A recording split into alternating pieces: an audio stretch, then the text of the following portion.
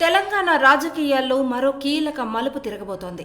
తెలంగాణ జాగృతి అధ్యక్షురాలు మాజీ ఎమ్మెల్సీ కల్వకుంట్ల కవిత తన కొత్త రాజకీయ పార్టీని ప్రకటించేందుకు సిద్ధమయ్యారు. మేడ్చల్ జిల్లా మునీరాబాద్లో జరిగే భారీ బహిరంగ సభ ఇందుకు వేదిక కానుంది. ఈ సభలో పార్టీ జెండా ఎజెండాతో పాటు పార్టీ పేరును కూడా అధికారికంగా ప్రకటించనున్నారు. గత కొన్ని రోజులుగా తెలంగాణ ప్రజా జాగృతి అనే పేరు ప్రచారంలో ఉన్నప్పటికీ సభా ప్రాంగణంలో కనిపిస్తున్న తెలంగాణ ప్రజా వికాస్ సమితి అనే పేరు ఇప్పుడు ఆసక్తిని రేకెత్తిస్తోంది. ఒకవేళ ఈ పేరు ఖరారైతే అది బీఆర్ఎస్ లేదా గతంలోని టీఆర్ఎస్ పేర్లకు దగ్గరగా ఉండటంతో రాజకీయ వ్యూహంగా భావిస్తున్నారు విశ్లేషకులు.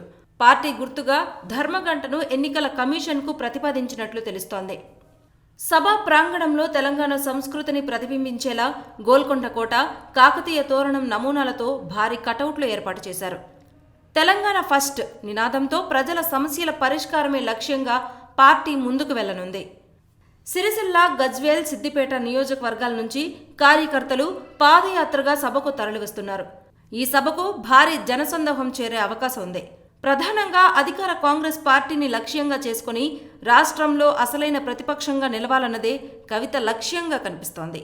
గతేడాది సెప్టెంబర్లో బీఆర్ఎస్కు రాజీనామా చేసిన ఆమె ఇప్పుడు సొంత పార్టీతో ప్రజల్లోకి రావడం రాజకీయంగా ప్రాధాన్యత సంతరించుకుంది. అయితే జరగబోయే సభలో పార్టీ పేరుపై స్పష్టతతో పాటు కీలక రాజకీయ ప్రకటనలు వచ్చే అవకాశం ఉంది. ఇది తెలంగాణ రాజకీయాల్లో ఈ కొత్త పార్టీ ఎలాంటి ప్రభావం చూపిస్తుందో చూడాలి.